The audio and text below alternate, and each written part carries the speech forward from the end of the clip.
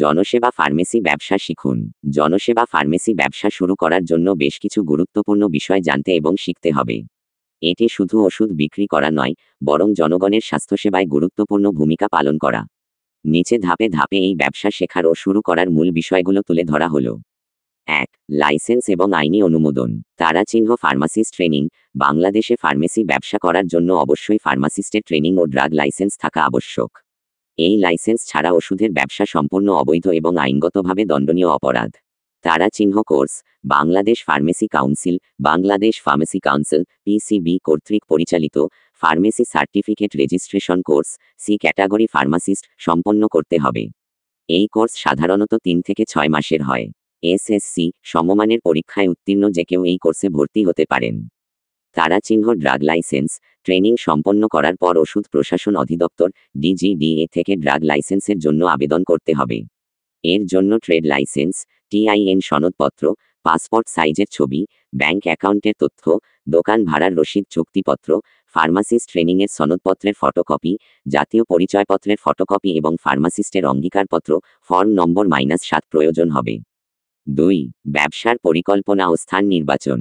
তারাচিহ্ন ব্যবসায়িক পরিকল্পনা। একটি বিস্তারিত ব্যবসায়িক পরিকল্পনা তৈরি করুন। এতে আপনার লক্ষ্য, গ্রাহক, প্রতিযোগীদের বিশ্লেষণ, আর্থিক পরিকল্পনা, বিনিয়োগ, সম্ভাব্য লাভ, খরচ ইত্যাদি অন্তর্ভুক্ত থাকবে। তারাচিহ্ন স্থান নির্বাচন। ফার্মেসির জন্য এমন একটি স্থান নির্বাচন করুন যেখানে মানুষের সহজে যাতায়াত আছে। হাসপাতাল, ক্লিনিক বা জনবহুল স্থানের আশেপাশে ফার্মেসি স্থাপন করা লাভজনক হতে পারে। তবে এক্ষেত্রে প্রতিযোগিতা বেশি হওয়ায় উচ্চ মূলধনের প্রয়োজন হতে পারে। 3. মূলধন এবং আর্থিক ব্যবস্থাপনা। তারাচিহ্ন প্রয়োজনীয় মূলধন। দোকানের আয়তন, আসবাবপত্র এবং ওষুধের স্টক কেনার জন্য পর্যাপ্ত মূলধন প্রয়োজন হবে। প্রাথমিক অবস্থায় 5-7 লাখ টাকা দিয়ে শুরু করা যেতে পারে এবং 3 লাখ টাকা রিজার্ভ ফান্ডে রাখা ভালো। বড় রাস্তার ধারে বা হাসপাতালের আশেপাশে দোকান করতে চাইলে 15-50 লাখ টাকা পর্যন্ত বিনিয়োগ লাগতে পারে। তারাচিহ্ন আর্থিক রেকর্ড। আয়, ব্যয় এবং বকেয়া সহ সকল আর্থিক রেকর্ড নিয়মিতভাবে রাখা জরুরি। সফটওয়্যার ব্যবহার করে স্টক ম্যানেজমেন্ট এবং হিসাব নিকাশ সহজ করা যায়। 4. ওষুধের স্টক এবং ব্যবস্থাপনা। তারাচিহ্ন ওষুধের প্রকার। কোন ধরনের ওষুধ দোকানে রাখবেন তা ভালোভাবে গবেষণা করে নিন।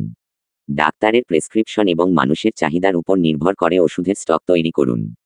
তারাচিহ্ন স্টক ম্যানেজমেন্ট। প্রতিদিন বিপুল পরিমাণ ওষুধ কেনাবেচা এবং মজুত করতে হয়, তাই সঠিক স্টক ম্যানেজমেন্ট খুবই জরুরি। মেয়াদ উত্তীর্ণ ওষুধের দিকে বিশেষ নজর রাখতে হবে। 5. গ্রাহক সম্পর্ক ও পরিষেবা। তারাচিহ্ন গ্রাহক সেবা। হাসিমুখে গ্রাহকদের সাথে কথা বলুন, তাদের চাহিদা বুঝুন এবং ওষুধের সঠিক ব্যবহার সম্পর্কে ভালোভাবে বুঝিয়ে দিন। তারাচিহ্ন বিশেষ সেবা। বয়স্ক বা অসচ্ছল রোগীদের বিনামূল্যে ব্লাড সুগার, ব্লাড প্রেশার পরীক্ষা করে দেওয়া বা মাসে একবার বিনামূল্যে চিকিৎসা সেবা দেওয়ার ব্যবস্থা করা যেতে পারে। এটি গ্রাহক আকর্ষণ ও ধরে রাখার জন্য সহায়ক হবে। তারাচিহ্ন বাকিতে বিক্রি। স্থানীয় এলাকায় ব্যবসা করতে গেলে কিছু কিছু ক্ষেত্রে বাকিতে বিক্রি করতে হতে পারে। এক্ষেত্রে অবশ্যই হিসাব সঠিকভাবে রাখতে হবে। 6.